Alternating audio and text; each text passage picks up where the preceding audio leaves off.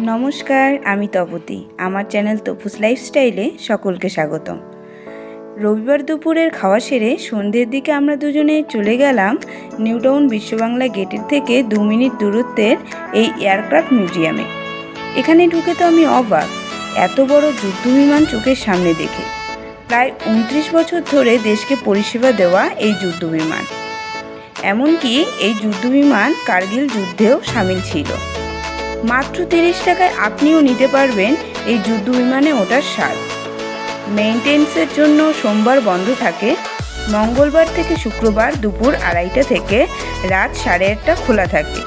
শনিবার ও রবিবার এছাড়াও যে কোনো ছুটির দিনগুলোতে দুপুর 12টা থেকে 8:30 অবধি খোলা থাকে।